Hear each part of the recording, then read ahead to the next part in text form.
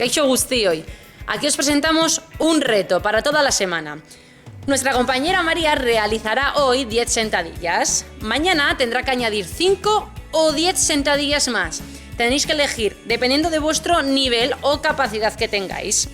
Realizamos 10 sentadillas.